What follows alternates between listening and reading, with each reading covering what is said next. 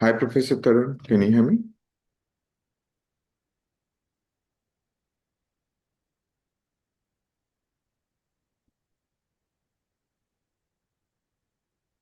Okay.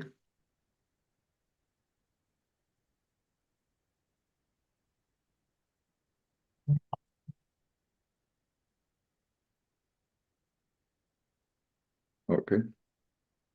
Let me just finish the.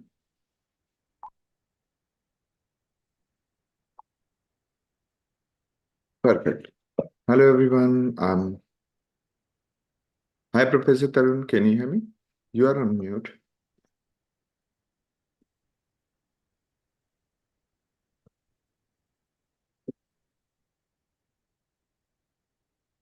Okay. Perfect. Let me start sharing my screen and then we go from there.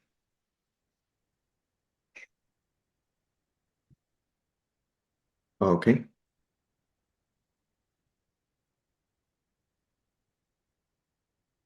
All right. Great. Great. Wonderful to have all of you in this session. Hi, Professor Tharun. Are you able to hear me?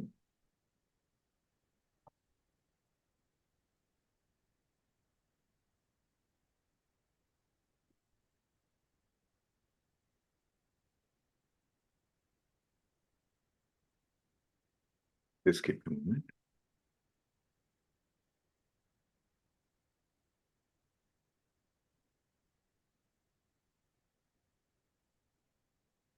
Yeah. I can't hear you.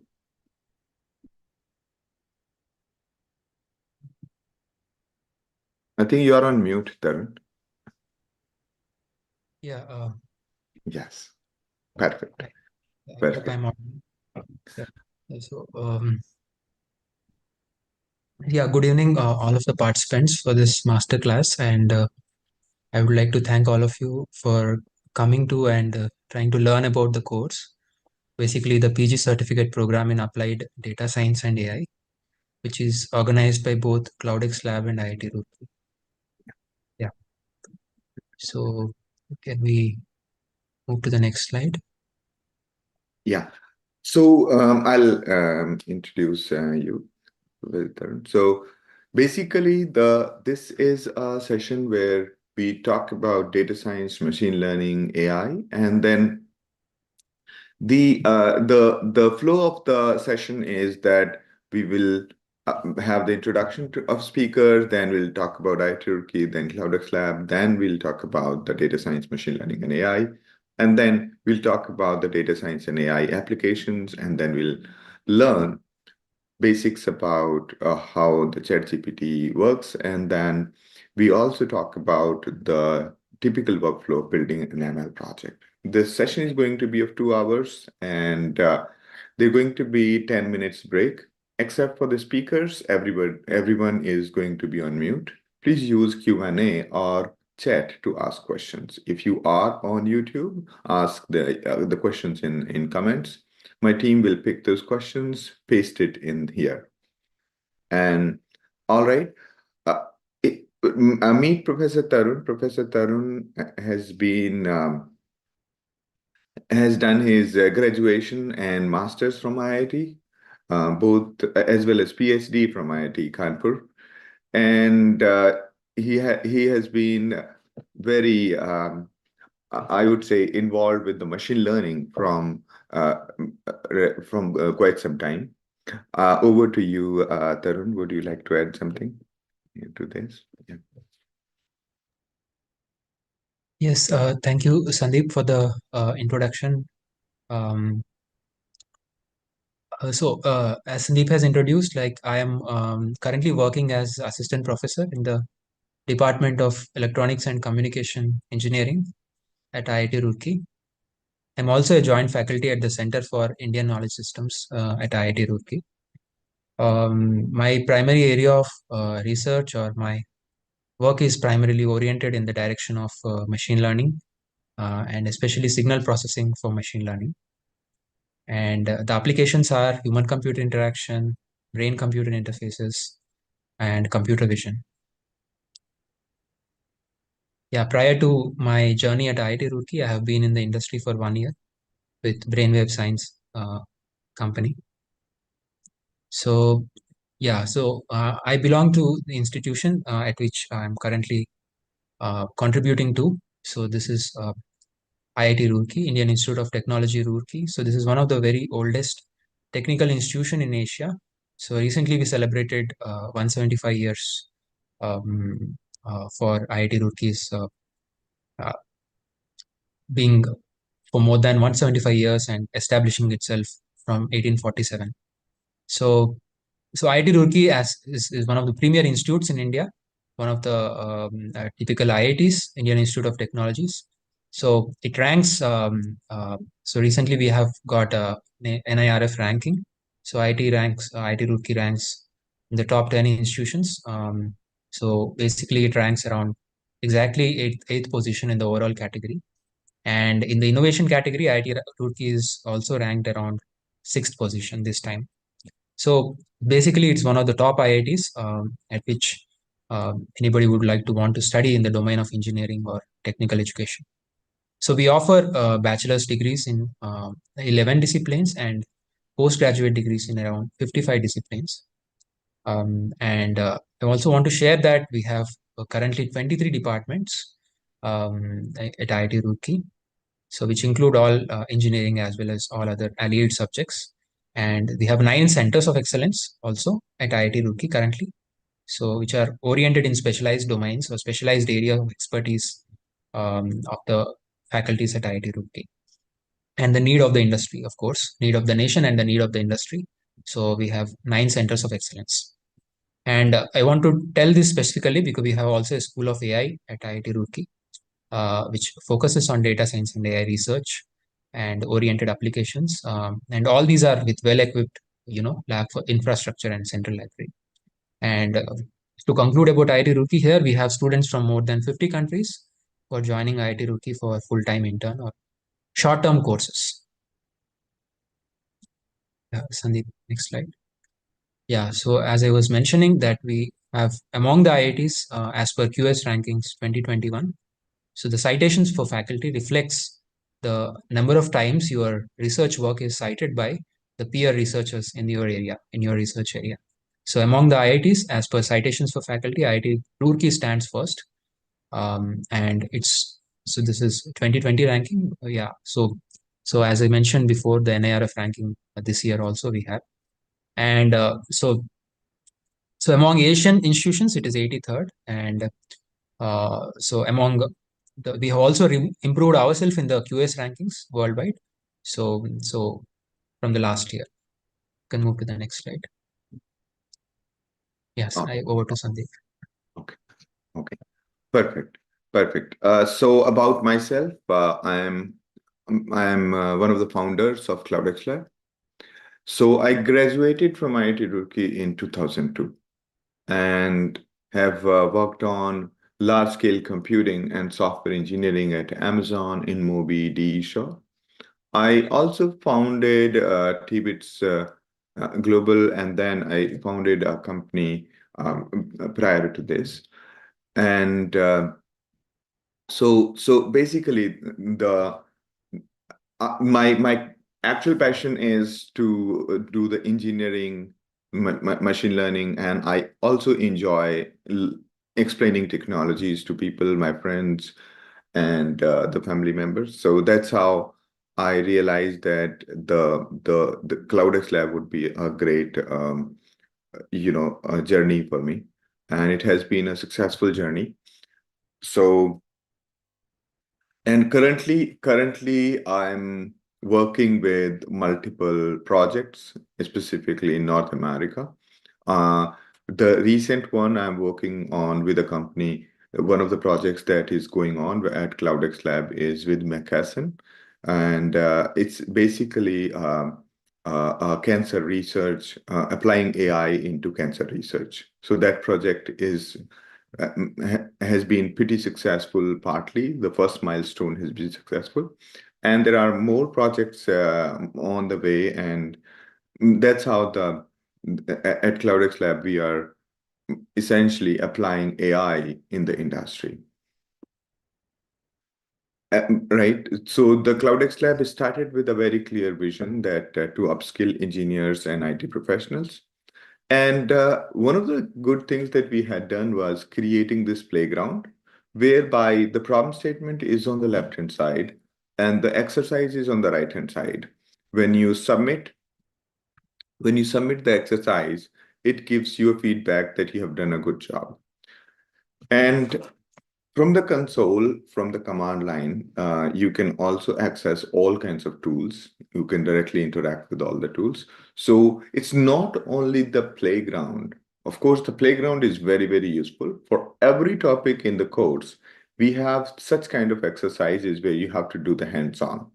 And it gives you a real experience of working with real environment. The environment that you see on the right-hand side, it's not our environment. It's something called a notebook, Jupyter notebook, just like Google Colab.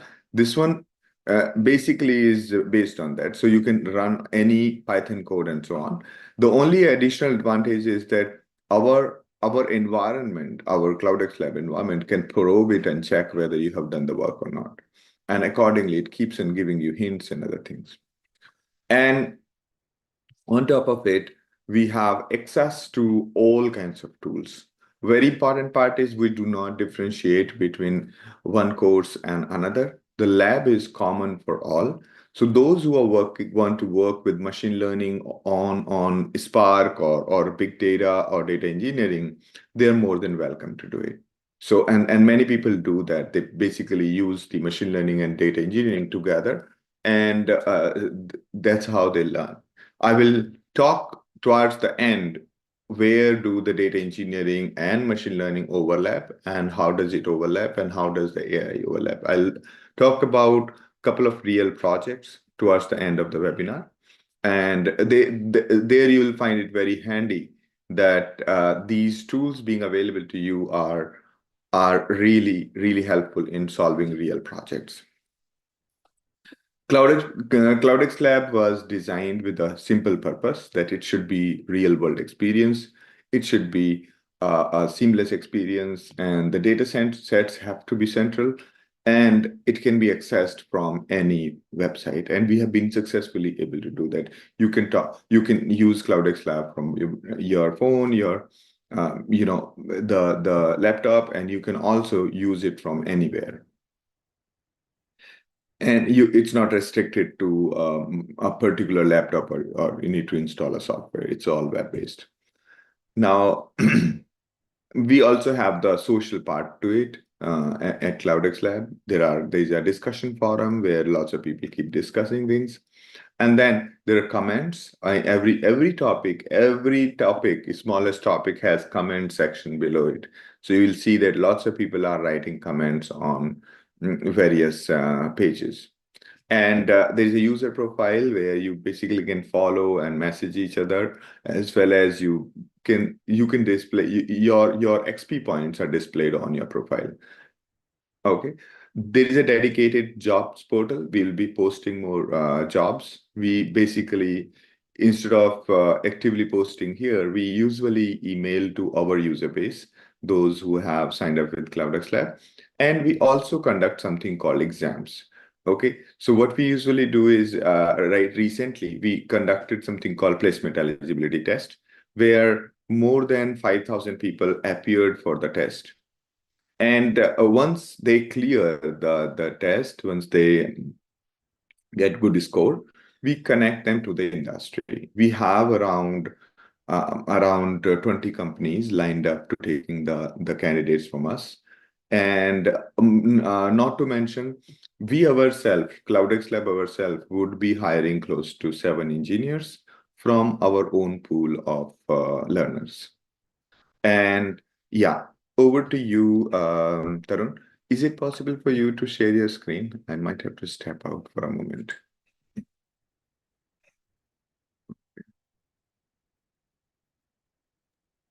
Yes, so yeah, sure.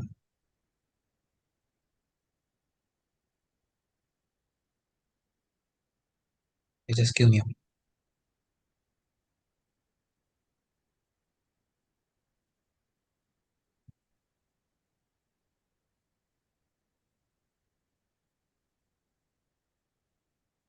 Feel free to ask questions. I'll be available. And yeah, all right. Wonderful. So Professor Tharun will be taking you through the machine learning and the AI journey. And Yeah. perfect. Perfect. Thank you, Professor Tharun. Yes. Thank you again, Sandeep. Um, let's just move this on. Yes, and now see. So as the course rightly points out, the theme of the course is basically data science. So we will try to give or try to understand myself that what exactly data science comprises of. Just to give some pointers here. Yeah, truly speaking, data science is not just math, or data science is not just a science, or it's not just engineering. I would say data science is an interdisciplinary field. Essentially, you can see in this picture here. So essentially, if you have a pool of data around you, so each one of us is bombarded with a lot of data, raw data as noisy data, which is noisy data, and also very uh, clean data. So essentially, we need a set of scientific approaches, scientific pipelines, scientific processes, and algorithms, and also we want to build artificial systems which mimic the natural systems. Okay, so one specific reason why I was motivated to take up AI research when I was doing my PhD at IIT Kanpur was that I can understand myself, or I can understand the natural intelligence when I try to mimic it and try to model it in an artificial intelligence manner. So this is one reason which motivated me to take up data science or AI for my research.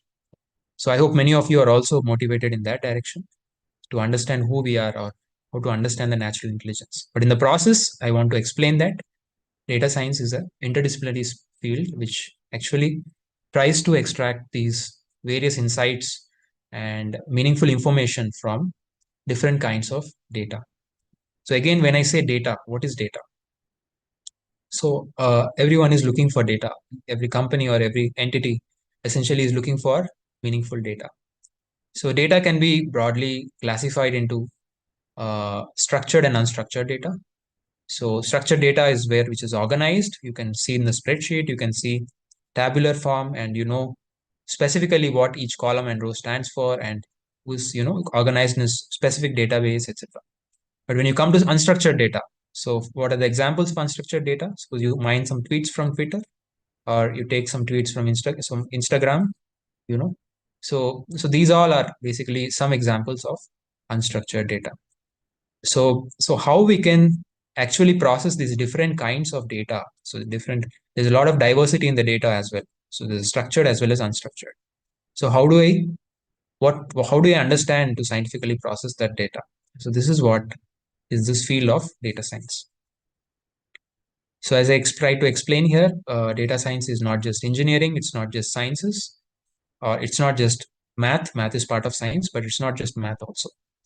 So data science is a conglomeration. Essentially, it's a combination of or intersection of all these various disciplines which you see here. Essentially, from the science side, science background, those who are in science background also can join this discipline and try to get some insights from this from the data.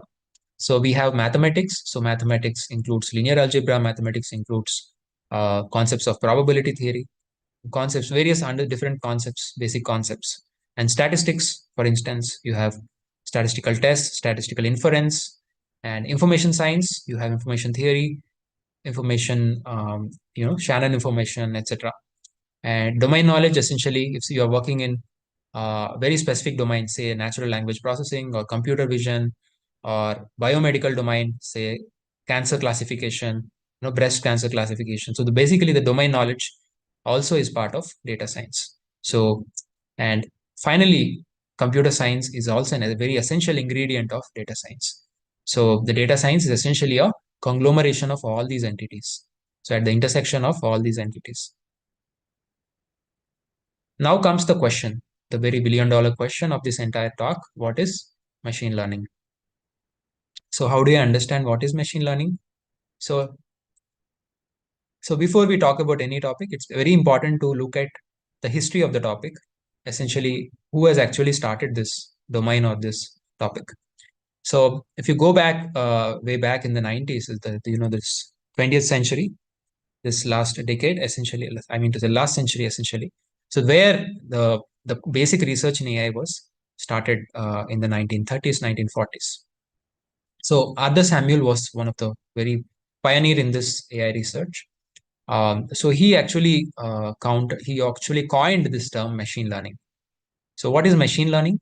So Arthur Samuel gave a definition. So essentially, there were several AI conferences in US. So at one of those conferences in those days, Arthur Samuel coined this definition.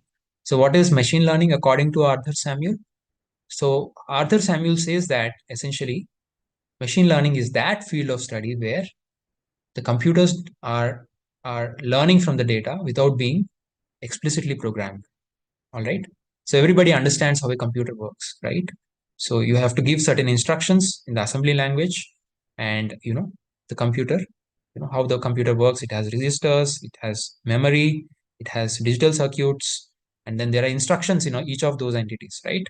So, but actually, machine learning is to give the computers the ability to learn without being explicitly programmed by those rules. Okay. So what is meaning of this? So essentially, machine learning is actually learning from the data, just from the data points, and not from any specific rules, so which govern the learning methods. Okay. So it looks little abstract, the definition, but as we progress, this will be more clear what is rule and what is machine learning. So with every concept, actually, we need to have an example to understand that concept. So the concept of machine learning can be presented with one real world example. Here you can see. So everybody, I hope, must have played this game Mario in your childhood, I would say. Without Mario, many of us might not have even thought of, or would not have think of our childhood. So essentially, Mario is basically a character. You can see here, Italian prince. Essentially, he tries to go to the castle and save the princess from these entities which you see here. So there's a tortoise and there's these people who are actually trying to curb him from reaching the princess. So have you ever played Mario? So I have played Mario. So I can see here. I hope many of you have also played. So how much time does it take to learn and win the princess? What's the question? So you can answer this question if you have in the chat. So how much time do you take to learn and win the princess? I hope somebody answers in the chat. So the question here is, can I get to play Mario by using machine learning? Or can the Mario, or basically can computer can learn to play Mario and play itself against and win the princess? Okay. So this is the very good example of machine learning. Okay. So let us see how the program learns to play Mario. So essentially, so how does the program learn to play Mario? So what happens is essentially that the program learns to move. So essentially, as you progress in the game, the Mario character, essentially, he learns to counter these enemies properly. Okay. So initially, as it starts playing, maybe he's kicked by the enemies, or he's going to take more time to reach the princess. But as he progresses, if the program learns to play Mario, Mario would finish the game quite in a quite less duration of time. Okay. So how the game plays, the machine learning computer essentially plays the Mario is observes the game, how when somebody is playing. So it learns from that experience, and it itself will play the game and try to maximize the score. So score here is essentially the score of Mario winning the burger here, and also the time it takes, the minimal time it takes to complete the game. Right? So I hope this plays here. So you can just see this, how Mario is playing. the game using machine learning. So initially Mario is hovering around. Basically the computer is pressing keys randomly. You can see the joystick and then how the joystick is pressing there, right? How the instructions are given by the machine learning program. Now come to the day 2, like when the machine learning program learns a bit better. So it is now it's playing, still it is looking random, but it is still able to progress better and able to at least go through the first step. And as time progresses, you see here, Mario is winning coins, and it is also learning to jump on top of these entities, although it's still stuck here. So this is where it is stuck again. So slowly it has to learn how to cross this adversity as well. Yeah, it has learned now. So it has now almost tried to perfect the game. So it has taken some time. Now Mario has become quite expert. So after these few weeks, so 2 chances are left here. So Mario is completely exploiting the bug and he's able to, I hope it reaches the princess now.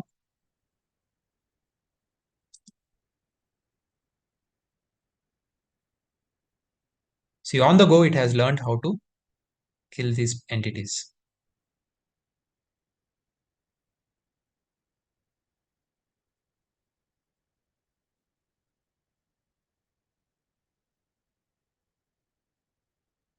So essentially you see that it is almost going to fall down and you see how it gets up. You learn to click those buttons on the joystick. So game itself, Mario itself learns it. All right. So this is a very classic example of how the game can be automated using machine learning. So I have given only one example of here, the game, Mario. So there are other games like AlphaGo. Everybody knows about AlphaGo. You know how, the master of AlphaGo was defeated by Google DeepMind's program, right? So essentially, without any explicit programming, keep in mind these instructions are not manually fed, or there are no explicit rules for doing this programming. Essentially, how Mario goes and how Mario meets with the adversaries. No, so there are no specific rules, only that it learns from demonstration. It learns by demonstration. All right. It's a very good example of learning by demonstration. All right. So far, so good. So we have tried to understand what is data science, and we have tried to understand or what is the source of definition of ML or machine learning. And we have tried to understand through a real world example. Now let's try to understand what is AI. Right. So the research actually started in AI, and then machine learning, slowly has born. So what is AI is the father of machine learning, essentially the source of the machine learning. So what is AI? So as I mentioned that AI is essentially uh, to mimic artificially the natural intelligence which is inherent in humans or all living entities, right? So how do we mimic or try to understand that natural intelligence which is inherent in all the living entities, right? So what is the objective? Essentially that, so you can understand yourself better, you can understand your relationship, and essentially you can try to build useful models for the nation, for the development of the entire world. All right. So this is why AI has been, according to my understanding, the AI term has been developed, or the theory of AI has been coming up. So essentially, AI comprises of all these entities. So I would like to say that AI would comprise from the software side. You have rule-based programming, right? A part of rule-based programming, not necessarily everything. And then you have machine learning. And within machine learning, I would like to inform or, keep an eye here that essentially there is another class of approach known as deep learning. All right. So machine learning, as you understand, is about no explicit programming of computers, right? So within that machine learning, there is another kind of learning paradigm, which is known as deep learning. So what is deep learning? We're going to look at in this course. And on the hardware side, essentially, AI would also need hardware. So just like there is a software and hardware which we are there, right? So there is a hardware and there's a software and there's a connection between them, right? There's of course the firmware or the OS essentially. So the hardware, the robots, IoT and sensors, these are also part of AI. So without hardware, it's quite not be possible, right? So essentially a conglomeration, again, I would say the intersection or conglomeration of all these entities would comprise the term or the concept of AI. So essentially, if I remember the AI research in 2009, so in 2009, three group of researchers, Jeffrey Hinton and Yoshua Bengio and Jan LeCun, so they have come up with some development. So they have come up with autoencoders, they have come up with restricted Boltzmann machines. So these were some of the very, very basic developments in deep learning, right? So what after that, there has been a drastic development in the field of AI, starting from autoencoders to then, restricted Boltzmann machines, then to your recurrent networks like, RNN, what you call LSTM, right? And before that, you have CNN, essentially convolutional neural networks. So all these have followed, these developments have followed. And in the process, there is a very crucial development which happened very recently, which is known as generative pre-trained transform, right? So starting from autoencoders to CNN so before autoencoders, there were feed-forward neural networks. And starting from feed-forward neural networks to autoencoders to convolutional neural networks to recurrent neural networks. And then recurrent neural networks to long short-term memory, and then to transformers. That is, okay. So these are essentially the developments. And after transformers, essentially the transformer period would have one approach, which is generative retrained transformer. Okay. So that is part of deep learning, and essentially it's a part of AI, right? So based on this generative pre-trained transformer, there was a very, very crucial program which has been developed, which is known as ChatGPT, right? What is ChatGPT? I don't have to introduce this term to you because all of you are aware, and many of us also use ChatGPT for all our daily purposes and different, sometimes official purposes and personal professional purposes, right? So ChatGPT is one such AI development which has improved some aspects of our life, right? And out of GPT, essentially GPT stands for generative pre-trained transformer. So one version of GPT is ChatGPT, which is GPT-4, right? Just like when you launch a product, there are version, alpha version, beta version, and different versions, right? So like that, GPT also had certain versions. So what is running currently is GPT-4 and above, right? So what are these GPT-4 and ChatGPT? So how do they fall within this course? So we will try to give an idea of that. So GPT-4 and ChatGPT are, of course, the large language models developed by OpenAI. Okay, so OpenAI is one of the very top tech companies which actually develop these models. And these models, essentially, as I mentioned to you, they are advanced deep learning methods. So they use advanced deep learning methods, or essentially they are deep learning methods along with certain reinforcement learning. So they would like to generate human-like text based on prompts, right? So essentially, if you give any hint to these models, they would generate your information you want, essentially, right? So in these recent years, these models have actually went through a lot of transformation and brought up a lot of transformation in the various fields of academia, industry, and intersection of academia, industry, policy making, and medical domain, and metaverse. So metaverse, everyone is now moving towards metaverse, digital twin.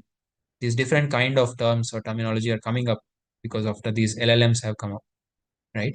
So essentially, this is all because this has been a very significant stride in natural language processing tasks. Yeah, I would now transfer to Sandeep. Sandeep, are you there?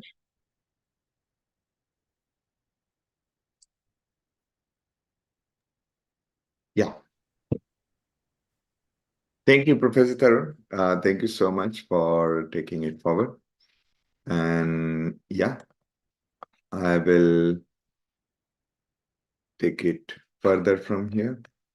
So far, what I understood is okay, wonderful. Thank you, Professor Tarun. And yeah, we'll be. I'll talk about the typical workflow of building an ML model, and then we will be answering your questions, which you have put in the chat, and you have put it in on YouTube. Okay. All right. Let's start. So the when we talk about, so we just now what we learned from Professor Tarun is that learning from data has become the most important thing. We have to learn from the data, learn from the experience, and experience is basically we transform it into data. Now, how do we gather this data, right? And how do a typical project work? Okay, so the typical flow is uh, in an organization, right? We gather data. The gathering data would be from, let's say, when users are visiting your website or when some amount of network traffic is there and so on. So the very common mechanism is to use um, sort of Kafka as a queue. So the Kafka, or maybe some other queue, you might use Amazon SQS, you might use other things. So we get all of that data from different sources, put it into the queue, put it into the databases. The databases, usually when you have humongous data coming from the customer and you have millions of users, using your services, you will generate a lot of data. And that data you would store in HBase, you will store in HDFS, you will store in NoSQL databases, you'll store in other databases. So you will gather data into these sources right into these sources. Then the next frame, once you are able to store the data and it's going on, you would like to do the cleaning of this data. The data might look like a plain text, data might look like say Apache logs or web server logs where you have all the data stored in files and it's not really clean. To do that, you might want to do Hadoop MapReduce, you might want to do Apache Spark, or you might want to write various transformation using, say, Google BigQuery and so on. And there were the older systems like Informatica, which performed the data extraction, transformation, and loading. ETL stands for extraction, transformation, and loading. And afterwards, once you are done with structuring this data from unstructured to some form of structure, then you would like to do more analytics. You might want to figure out how many users came today, how much money did you make, and so on and so forth. So that kind of analytics is done using SQL, Spark SQL, or Hive, and so on. So there are quite a few systems which do that. Okay, even BigQuery from Google, and there are almost every vendor has that in place. So the basic analytics, once you like one use case, it would be that 90% of the cases you can essentially do away with the basic analytics, right? Now the next stage comes in where you have to do a little bit more detailed analytics, like how many sales are we going to make next year? What are what is the root cause analysis? Like what is the root cause?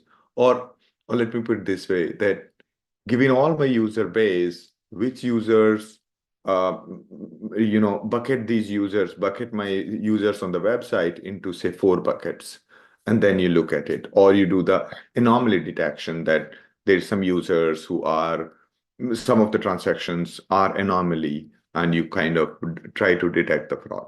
So then this kind of thing where you do the predictive analytics, you do anomaly detection, you do all kinds of advanced analytics. This part is essentially called, this part is the ground for machine learning algorithms. This is where You use the various kinds of scikit-learn, GraphX, TensorFlow, MLlib, and so on. So you use these.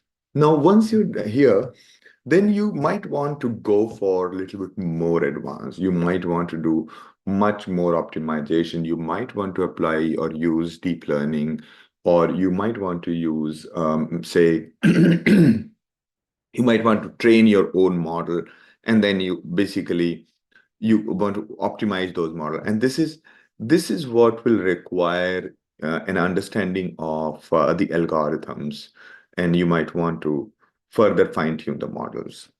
And then once that is done, once you're done with doing the data analysis, cleaning, building, you might want to put it in production. Like, for example, think of this whole exercise for, let's say you are working with Amazon, and at Amazon, you want to give the recommendations, right?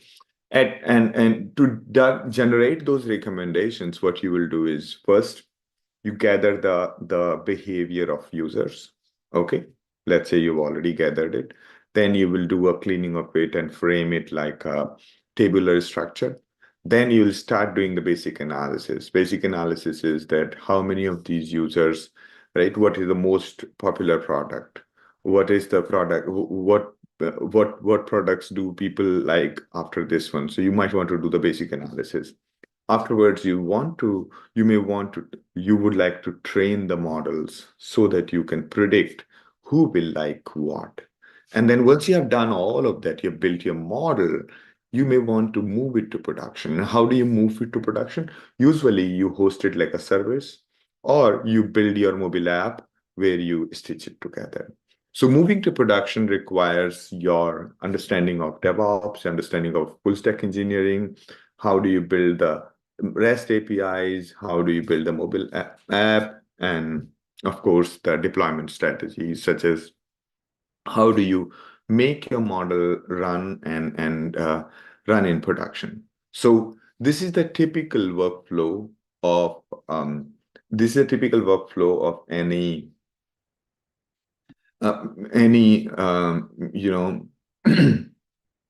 this is a typical workflow of any data-oriented or machine learning pipeline in an organization. Okay. And this is more realistic than it is. So you can see here in this diagram, one part is storage, one part is cleaning, and one part is prediction and deployment. So, and based on this, you will see that this part on this side, where moving to production is needed, a knowledge of full stack engineering and DevOps is needed. While building the machine learning here requires an understanding of machine learning and deep learning frameworks.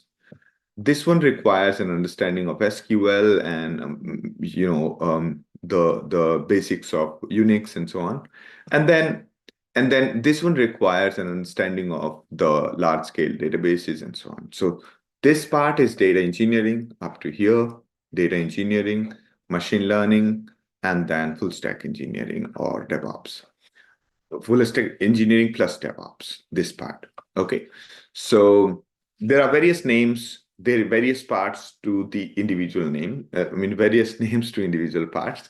So basically, our focus at CloudxLab is that you understand the entire of the process instead of just being focused on one part. Of course, be good at one thing, but know the entire thing. So as part of this course, the data science, machine learning, and AI, the data science includes everything. Okay, putting it into production, getting the data, cleaning the data, doing machine learning, and even taking to production. So essentially, we will be talking about, you will get a course, a complementary course as part of this on data engineering and a complementary course on DevOps. Okay, so machine learning, okay, uh, up to here, okay. Can I scribble on this? Yeah. So you can say that up to here is data engineering. Okay. And from here to here is the machine learning. And this side is full stack engineering plus DevOps. Okay. And by the way, those who are wondering that there is only one block of this, but in reality, this part that you see here, it is your let's say 60% of the work. Okay. And out of 40%, right? Out of that 40%, this is 80%. And no, this is not 80%, this is like 90%, and this is 10%. Okay.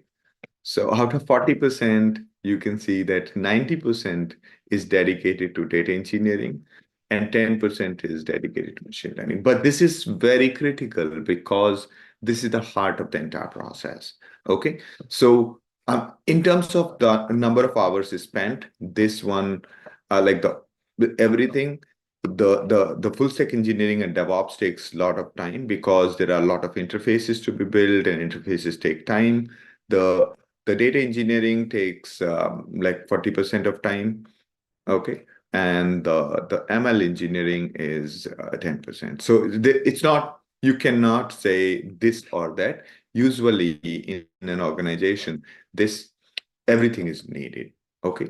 So everything is needed, and therefore we expect that people should learn all of these parts. That's why we give most of these parts as complementary. Okay. And based on this, there's let me walk you through the careers in machine learning. There are plenty of career options in machine learning. There's machine learning engineer, data scientist, machine learning researchers. And there are, most of these titles are fairly, kind of very vague. Okay. There is no, there is no fine, you know, fine line. Like, for example, some of the data scientists would be just working on SQL, while some of the machine learning engineers might also be just working on SQL. Some of the machine learning engineers might be training the models, and some of the data scientists may not be training the models. Okay, so you will find this disparity between job and one job and another job. And but we will talk about vaguely how do these titles look like. Okay, so a machine learning engineer is, of course, every engineer, every person in the team needs to be good at communication. Okay, that's kind of the basic minimal requirement for working in a team, right? You should be able to communicate, and your terminology, you should be acquainted with the terminology. When somebody says F1 score, you should know that we are not talking about Formula One, we are talking about a metrics of measurement. Okay, or somebody says precision or recall, you should know what it is. Okay. When I say communication, communication means that you should be clear about the terminology. You should know what it means by a model. You should not, like, I remember this joke in a team that somebody said that I work with models. And the other person from the team said, so you work with like supermodels, like those who are you see on the fashion TV, right? He said, no, no, no, they're not that models. I work on the machine learning models. Okay, so communication is the primary um, primary thing in almost every job, whether you are going for full stack engineer and so on. Okay. And yes, even if you are from going for a super tech job, you should work on improving your communication. Now, the second part of machine learning engineering role is to be acquainted with the basic libraries to, get the work done. For example, Pandas is a library which helps you process the structured data, say CSV file. Okay, you can load the CSV file, you can pick some columns and so on. Of course, and a machine learning engineer should also be acquainted with the SQL. You should know what's SQL and how it works. Okay, and you should at least know how to get the SQL generated using the ChatGPT or Gemini. Okay. The third part is maths. You should know basics of maths, like algebra, statistics, calculus, etc. Just basics. You don't need to be a PhD in maths. Okay. You should basically, when somebody said gradient, you should be able to say what does it mean, what it means, and you should know like what's the physical significance of that. So as part of the course, we do spend some good time on maths. Okay. And then we talk the next part is the machine learning concepts like regression, classification, etc. So those are the the hardcore part of the machine learning. So these are the skills that are needed. Now now we basically, the process, this process usually varies from company to company, but vaguely you will find, there'll be screening test. That's the starting one. And then there will be a tech interview. There could be another tech interview. Then there will be a machine learning interview, and then there will be behavioral interview. This process that I'm talking about right now is based on the top company's interview process. Okay. So you see that during screening, the kind of interview questions you will see is like just a basic one. So this screening is done by somebody who is no, maybe a non-technical, say for example, HR. We used to give a set of questions to HR. They would basically ask those set of questions like how many like what is 2 to the power 10 102 sorry, uh 1024 is how many powers of 2. Okay, say for example that, just to clean the one.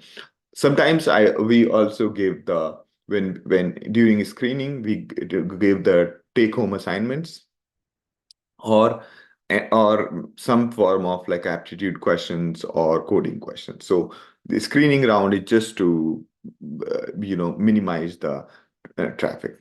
Okay, minimize the number of people who are applying. Now, once you get like basic set of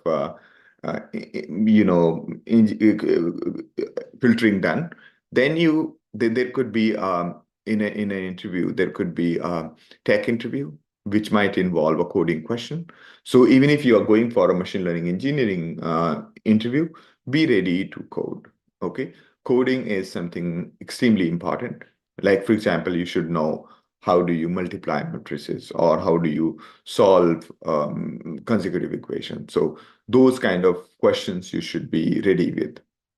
And there could be another tech round which could involve coding computer science thing from, let's say, if you go to lead code, the medium difficulty kind of questions.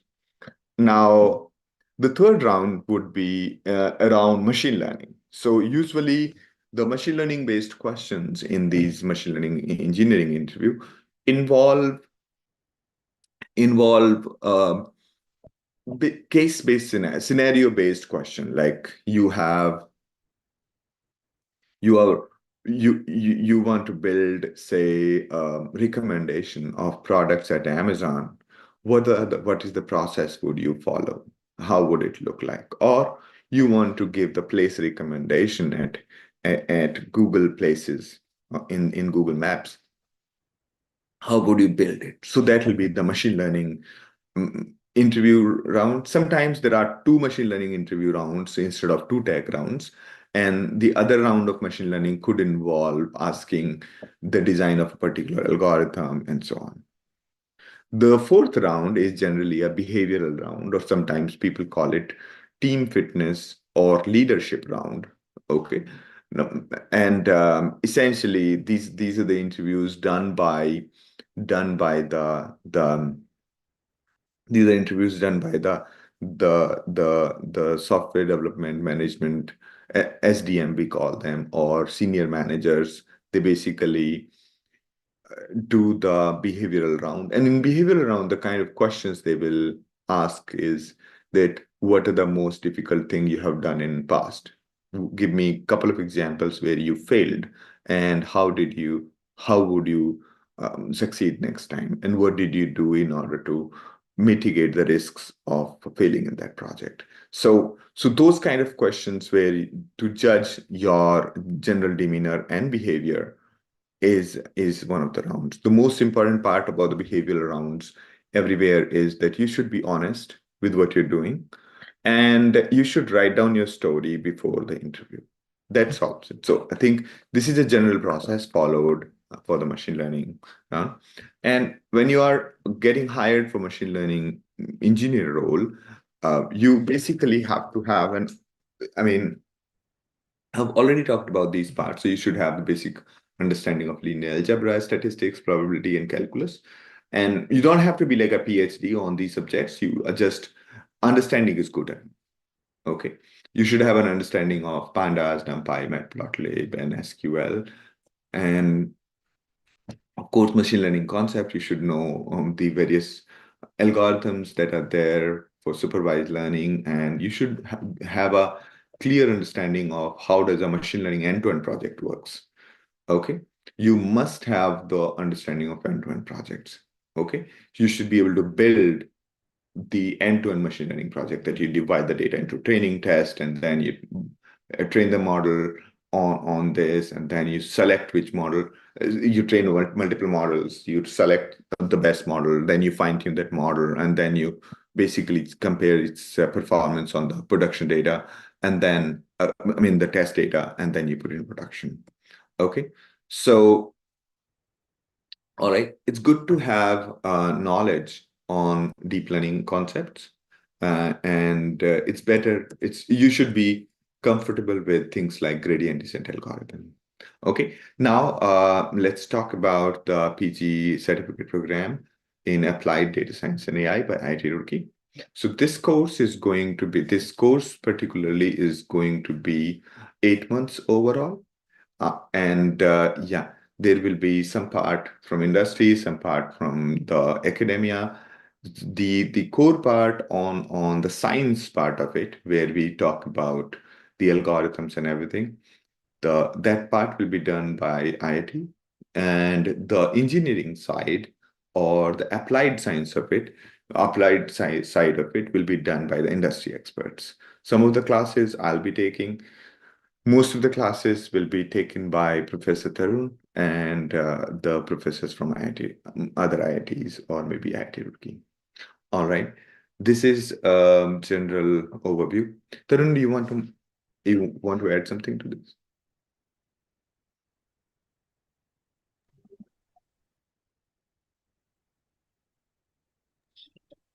Yeah, Sandeep, actually, yeah, I think I'm okay with whatever you have said.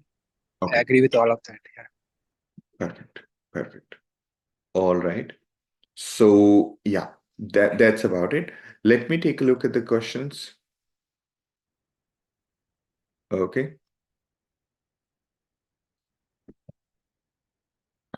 All right. Let me see if there are questions. Okay. A question from Hemant is that can we consider the PG certificate as higher education? So Hemant, this is definitely higher education. Okay. Basically, there is this body called WES. Okay.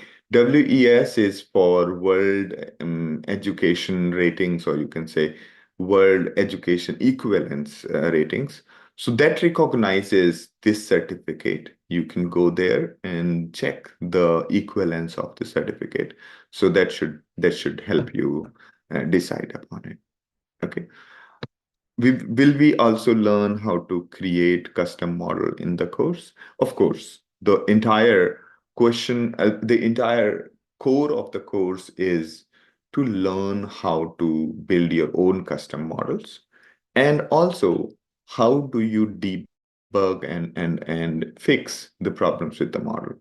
And that can only happen if you have a solid understanding of how each model works. So we'll be spending good time on that. A question from Akash is how can one train their own LLM, and how do these LLM learn answering so many questions? Okay, so LLM primarily learned how to predict next word. Okay, we trained large models which take the sentence, part of the sentence, let's say first 100 words, and then 100 first word is what it is predicting.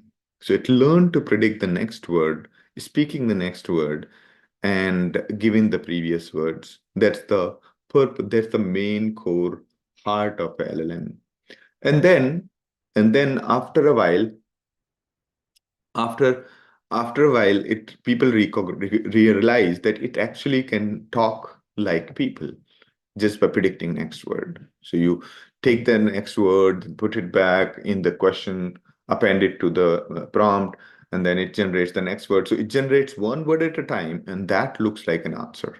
Okay, so it's not really memorizing all questions that are there. Instead, it is studied to predict the next word.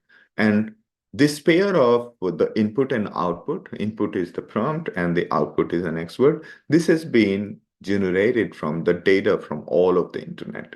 So that's how it works. Okay. Okay. A question from Bhola is that will we use Bedrock and SageMaker in Gen AI use cases in this course? Yes. So there will be many questions about the different libraries. There are quite a few libraries platform that are available, but the truth is that the science is same. The science of machine learning and data engineering is same across all these platforms and frameworks and libraries. Okay, so we will focus on the science of it so that you can do machine learning on any platform that you want. Okay, as a general thumb rule of learning, you should not be learning specific skills. You should not be only learning the specific skills for a particular platform. Like, okay, I am only a AWS person, right? Or I'm only going to do this. We should always learn the skills that are generalizable. Okay, and our core focus remains on that. Today it's let's say AWS, tomorrow is GCP, and later on you might want to do it offline and so on. Okay, so we'll focus more on the substantial core of it, which you can apply anywhere else. Okay, a question from Rahul is, I already joined this program. I'm not sure if this is a apply now or it's a, this is a basic orientation, Rahul. This particular today's session is orientation, so it's not, the apply now is not really valid for you. We will be starting the course very soon. Today is just an orientation of basics of machine learning. Okay. A question from Sarika. Hi, Sandeep. Good morning. I was going through the courses for example Python. It has 134 chapters. Will all of these courses and concept be covered in live session? So see, Python and lots of it is essentially all of us are expected to learn by ourselves. But we do cover the Python in details. I mean, when I say Python, we learn about how to solve problems using Python. Okay. Our question is, how many credits hours equivalent will this course have if some students have already completed WES evaluation? Yeah. This course will have different number of credit hours equivalents. I think I can probably put it on the CloudxLab landing page, and also will answer this separately. Okay, I will note this question and probably reach out to you. Okay. In the meantime, you can just drop an email with the question to reach us at CloudxLab. My team will answer to you as well as update the website. Okay. All right. A question from Rohan is live session conducted daily? It'll be on weekends. It'll be on weekends. All right. So great. All right. Any other question at this moment? Everyone? Let me see if there are questions on YouTube. Okay. All right.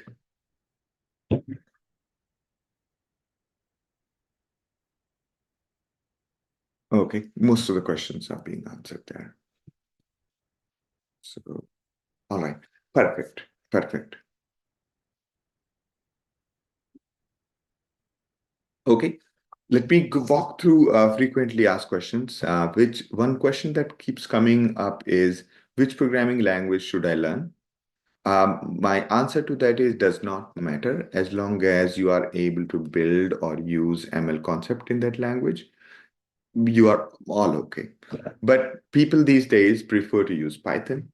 So if you are starting to learn a programming language, go with Python. Okay. Do I need to be good with maths? You should be good with basic maths. And you should be good with basics of probability, calculus, statistics, though we have a refresher course in this. I'm a student from a non-CS stream. Can I also plan my career in machine learning? Of course. Most of the people are in computer science and machine learning. Most of the people are interdisciplinary. And you just have to be comfortable with the computers. I mean, the programming specifically and maths. Okay. The basics of maths. Yeah. What is the scope of machine learning engineering? Is it hyperfuture? Every usual task is being automated, and this is even increasing. This will even increase with the time. So as of today, what I see is that machine learning engineering, ML engineering is the real job. Okay. It has come from industry. As of today, if I have to hire, I would prefer to hire an engineer as well as a data scientist together. And that's what people call a machine learning engineer, right? The difficulty in having very expert data scientists but not a good engineer. They don't know, let's say, how to do the engineering. And you have like engineers who don't know the machine learning. If you have these two kind of people, usually the projects do not work. We need somebody who know both sides, who are comfortable with the machine learning as well as comfortable with engineering. Okay. How important is data structures and algorithm to crack machine learning engineering interviews? So the deep understanding of DSA is not required. However, if there is a requirement, someone who can develop software and implement machine learning, then right, DSA questions would be asked. So, like for example, in some of the jobs, they might ask like basic coding questions, like print all the permutations of this, or you might be asked simple questions about, let's say, how would you do the dot products? Okay, so those you might think that those are algorithm questions, but these are simple coding problems. Okay, so basics of algorithms, and data structures you should be comfortable with, but not too advanced. You don't require that much. Okay, so that's pretty much about the discussion today. Okay. Yeah, a question from Hemant is, how will we get the certificate? Any final exam? So basically, for this course, the most mandatory thing is at the end of the course, you must um, you must present your project. So everybody has to do one large machine learning project in which you will take a problem, take a data set, do the predictions on it or do the machine learning on it, you know, come up with the problem statement that you want to solve and solve it using machine learning. And then you have to present the same in IIT Roorkee to the professors. You have to go to the campus and you have to present your project to the professors as well as CloudxLab mentors. Okay, and this will be an unsolved project in the sense that CloudxLab or somebody will not be helping you in this. We will be helping only if you are stuck, and there is a it's kind of you are not clear about what you're doing. Okay, but this is not this is something that you have to do and you have to present. So that's the mandatory criteria for getting the certificate. Okay, if you are not confident about presenting it, if you're not confident about doing this, you won't be able to, yeah, get the certificate if you're not going to present. All right, so that's a primary mandatory criteria. Also, those who are looking for the statement of marks, they have to basically appear for test by the IIT Roorkee. IIT Roorkee has its own test, and they would be conducting that test. And based on the test, you will get your scores. It's up to you whether you want to show that scores to somebody or not. Okay. A question from Sam: how will AI impact the programming career? Will AI replace most of the roles? What is the future career path for those with CS degrees? CS degrees are going to be much more important. Okay. Or you can say that I'm not sure about the CS degree, but I'm very clear that programming roles will remain. I would believe that the coding things would probably become part of high school, and that applied application of coding will be part of everything. So I believe that most of the roles will have mandatory machine learning and data science course going forward. Okay, and yes, programming career is going to stay no matter how much we say that the AI is writing code, but right, AI, computers writing code is not new. It has been there for very long.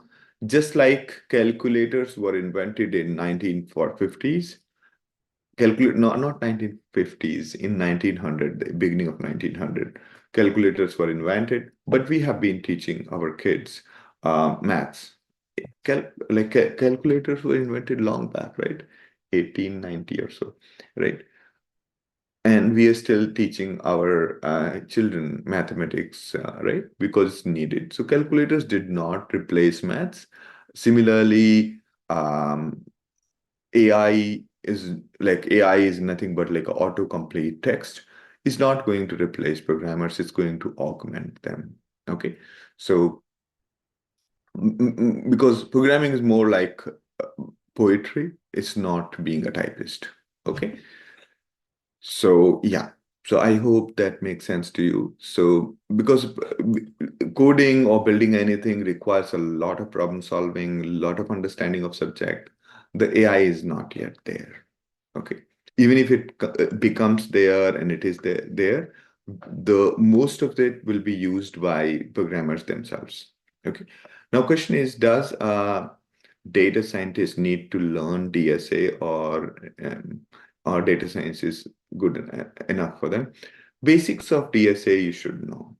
Okay, basics of DSA you should know, because like when I see most of the interviews, I expect every data scientist to code. Okay, and coding larger problems is what we call it, the data structures and algorithms. Okay, is this program for BCom students? We have 3 years of which have 3 years of maths. Uh, I would say that your BCom degree should not stop you from attending this course. Okay, and since we start everything from basics, you should be able to handle this course. Okay. A question from Nikita. I was wondering if someone with no programming or coding background would still be able to go through the program.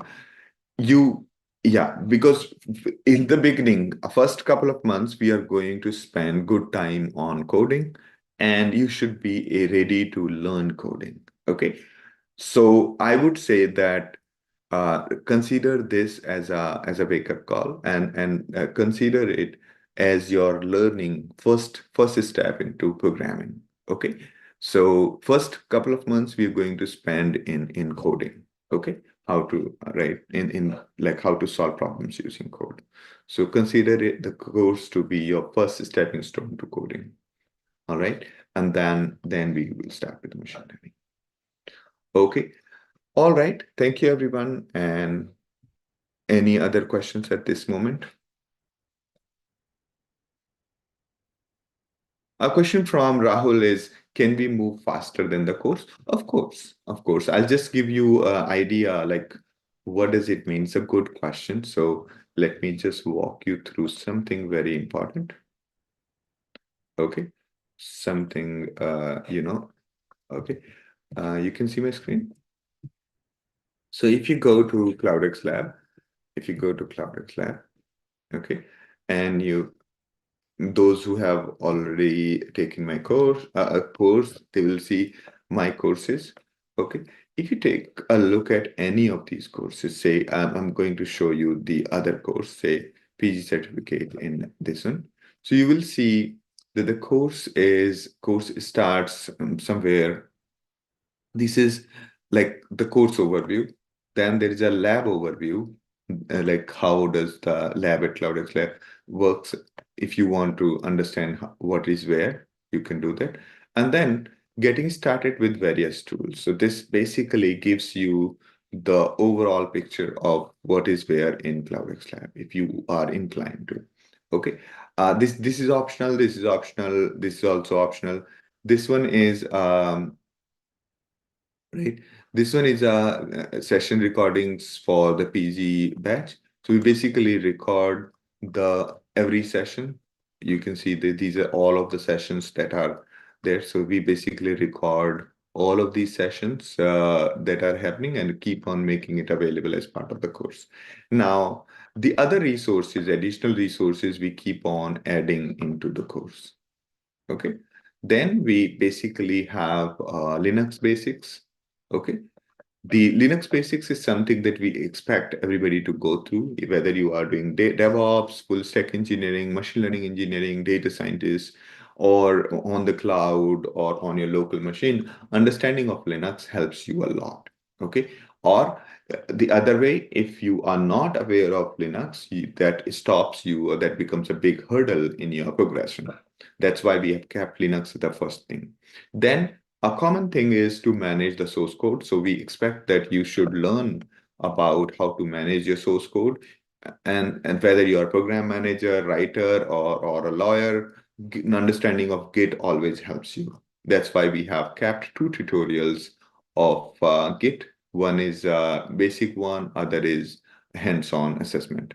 The topic number 9 is where Python starts. So we have the chapters on Python. You should finish all of these chapters and then move ahead. Then we have the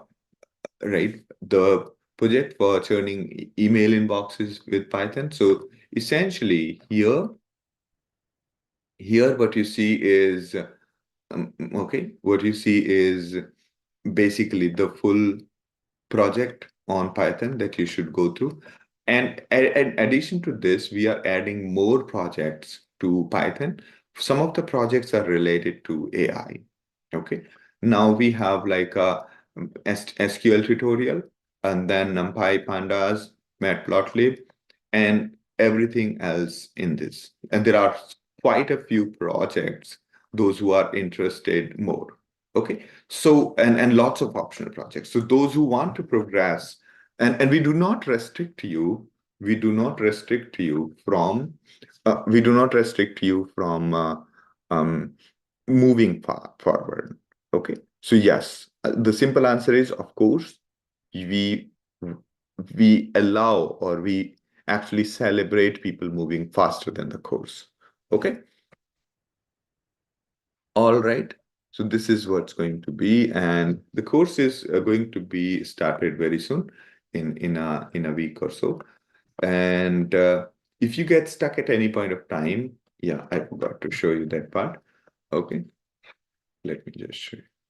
Okay, say you are here. Okay, so if you get stuck at any point of time, if you go, let's say you're working with NumPy, and or let me just take an example of Python. Let's say you are at this particular chapter. Okay, and okay, on the right hand side, you will see the. Let me log in. I've been logged out from this. Okay, I'll have to, yeah, refresh once. Yeah, good. So basically, let's say we are here, and we are stuck at this page. Okay, usually you can just scroll down and go through the comments. Lots of people keep on, you know, mm, asking questions and answering it, and this is quite useful for everyone. So you can also just put a question here. Somebody from the tech team or right, CloudxLab team or other student will reply here. Okay, so if you get stuck at any point of time, just ask a question then and there. My team would answer, or right, we would have like a WhatsApp group for you, and you just ask in the WhatsApp group, or just drop an email to reach us at CloudxLab. Okay, so that's how you become unstuck. If you have real like some doubts, you can schedule a one-on-one with the mentors, and that could help you. All right. All right. I hope I answered all your questions.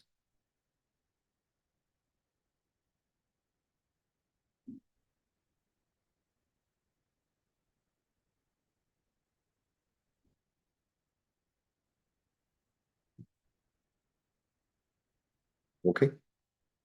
All right, everyone. Thank you so much. Have a good day.